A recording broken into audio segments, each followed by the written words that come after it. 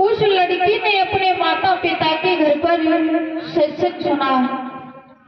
सत्संग सुना, गीता पढ़ी, रामायण पढ़ी, बीजक पढ़ा। वो लड़की बहुत ज्ञानी थी।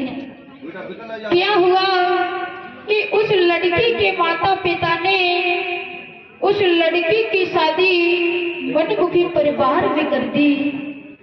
मनमुखी का मतलब तो परिवार से की नहीं था। लड़की ससुराल में पहुंच जाती है, आराम से रहने लगी। शादी कुछ 7 साल हो जाते हैं। एक दिन क्या हुआ कि उस लड़की के द्वार पर कोई महात्मा सन्यासी भिक्षा मांगने के लिए आए। उस लड़की ने उस महात्मा को भिक्षा तो डाल दी, पर अपना एक प्रश्न किया। उस लड़की ने महात्मा से कहा कि इतना जल्दी क्यों? महात्मा ने कहा कि मुझे डर लग रहा। महात्मा जी भिक्षा लेकर के उस लड़की के घर पर थोड़ी देर और ठहर जाते हैं, अपनी बात छेड़ देते हैं। कहने लगे कि बताओ बेटा, आपकी उम्र कितनी है? उस लड़की ने कहा कि मेरी उम्र अभी 5 वर्ष की है। अच्छा तो बेटा ये बताओ, आपके घर में आपकी सासू माँ है, उनकी उम्र कितनी है? उस लड़की ने कहा कि मेरी सासू माँ की उम्र अभी 2.5 वर्ष की है। उस लड़की का ससुर कहीं से सुन रहा, सोच रहा है कि कम से कम 20-22 वर्ष की एज है, उम्र है। अपनी उम्र 5 वर्ष की बता रही है और सासू माँ की उम्र तो 2.5 वर्ष की बता रही है। कम से कम झूठ की भी कोई सीमा होती है। महात्मा जी तीसरा प्रश्न करते हैं। महात्मा जी कहने लगे बेटा, जो आपके घर में आपके पति देव हैं, उनकी उम्र कितनी है? उस लड़की ने कहा कि मेरे पति की उम्र अभी 1 वर्ष की है।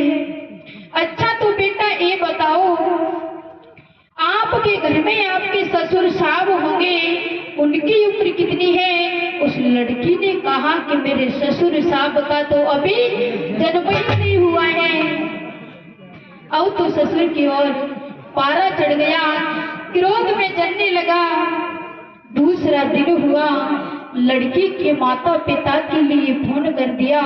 लड़की के माता पिता को बुलवा लिया, इधर से सभी लोगों को इकट्ठा किया। कहीं अपने बीच गांव में पंचायत रख देता है और उस पंचायत में खुद खड़ा हो जाता है और अपनी बहू को खड़ा कर देता है।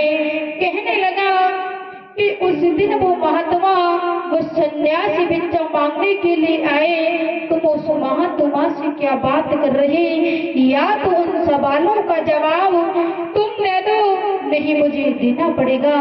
उस लड़की ने कहा कि चलो कोई बात नहीं, मैं ही कह देती हूँ। उस लड़की ने कहा कि पहले जब महात्मा जी भिक्षा मांगने के लिए आए, मैंने महात्मा को भिक्षा तो डाल दी, पर अपना एक प्रश्न किया। मैंने महात्मा से कहा कि इतना जल्दी क्यों? इतना जल्दी का मतलब मेरे भाई और बहनों, वो नई अवस्था के ही महात्मा थे। महात्मा भी युवा थे। अगर कोई नई अवस्था का कोई महात्मा बनता है तो सभी लोग प्रश्न करते हैं, सवाल करते हैं। मेरे से भी सभी लोग प्रश्न करते हैं, कहते हैं कि आपकी कोई परेशानी थी, आप इतना जल्दी महात्मा क्यों बन गए? महात्मा ने कहा कि मुझे डर लग रहा। डर का मतलब इस जीवन का कोई भरोसा नहीं, न जाने कौन सी गली में अंधेरा हो जाए, न जाने जलते जलते ये दीपक न जाने कब बुझ जाए, क्या पता इस जीवन की सांझ न जाने कहाँ हो जाए। उस लड़की का ससुर कहने लगा कि तुमने अपनी उम्र तो 5 वर्ष की ही बताई। उस लड़की ने कहा कि जब से मैं अपने माता पिता के घर पर थी, जब से मैंने गुरु से दीक्षा ली, उपदेश लिया है, कंठी ली है, जब से मुझे अभी 5 वर्ष हुआ है, अभी मेरा नया जन्म हुआ है। और मेरे भाई और बहनों, जो शरीर का जो जन्म होता है वो माता पिता के द्वारा होता है, और जो दूसरा जन्म होता है वो गुरु के द्वारा होता है। उस लड़की का ससुर कहने लगा कि तुमने अपनी सासू माँ की उम्र तो 2.5 वर्ष ही बताई। उस लड़की ने कहा कि जिस दिन से मैं इस घर में आई हूँ, इस सत्संग से मैंने अपनी सासू माँ को जोड़ा है। जब से उन्होंने गुरु से दीक्षा ली, उपदेश लिया है, कट्टी लिए, जब से अभी उनको 2.5 वर्ष हुआ है, अभी उनका भी नया जन्म हुआ है।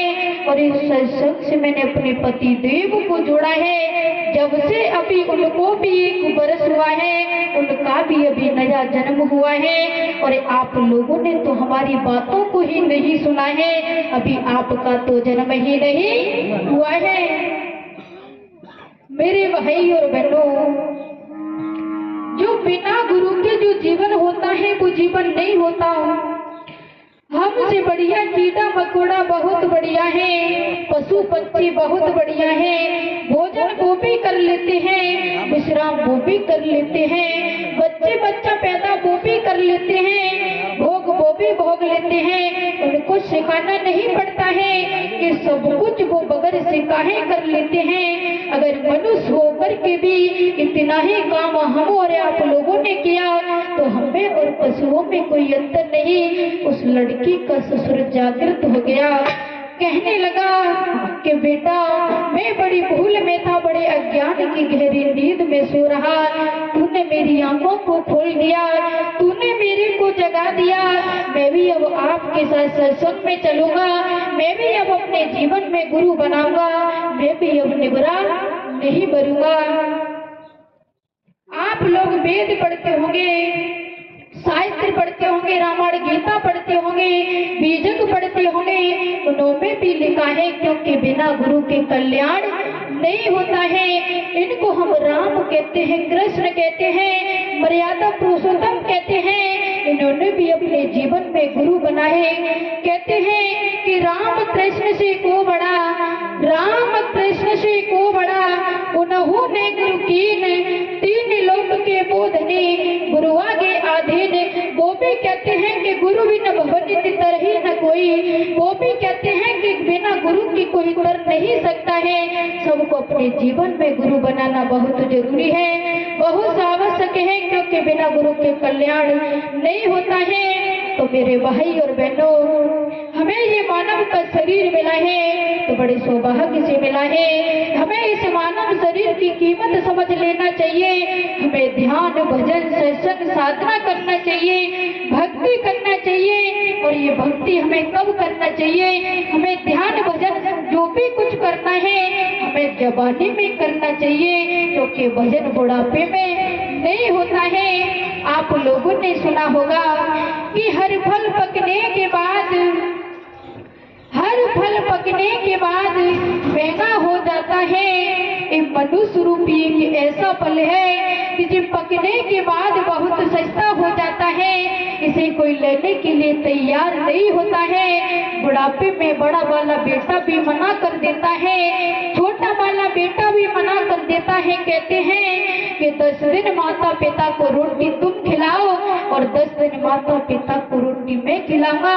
तो मेरे भाई और बहनों, सभी से निवेदन करता हूँ कि हमें भजन की बुढ़ापे की आस नहीं करनी है, क्योंकि जो भी कुछ करना है हमें जवानी में करना चाहिए। बुढ़ापे में 2 रोटियां का भी दुर्लभ हो जाता है। माँ कहती है कि बेटा, तुझे मैंने 9 महीना अपने गर्भ में रखा, तुझे मैंने अपने आंचल का दूध पिलाया।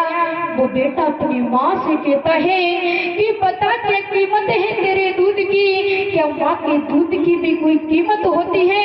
ऐसे बेटा को डूब करके चिल्लू भरे पानी में मर जाना चाहिए जो अपनी माँ की दूध की कीमत पूछते हैं। तो मेरे भाई और बहनों, हमें भजन बुढ़ापे में नहीं करना है, जवानी में करना चाहिए। और हम सबको अपना जीवन जागृत होकर के जीना चाहिए। हमें सत्संग में आए तो अपनी बेटी और बेटाओं को सत्संग में लेकर के आए। बहुत जगह सत्संग में देखने के लिए मिलता है तो वृद्ध अवस्था के लोग ही ज्यादा दिखाई देते हैं, जो 60 साल के ऊपर के हो जाते हैं। आप लोगों ने ट्रैक और टप्पुओं पर लिखा देखा होगा कि सोच कर सोचो, सोच कर सोचो, साथ क्या जाएगा।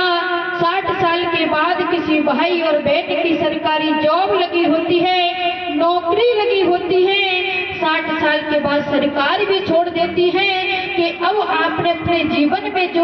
किया है, कमाया है, अब आराम से आप घर बैठ करके खाओ, अब आप कोई काम के नहीं हो। तो मेरे भाई और बहनों, भजन बुढ़ापे में नहीं होता है, हमें भजन करना है तो जवानी में करना चाहिए। उस लड़की का ससुर जागृत हो गया।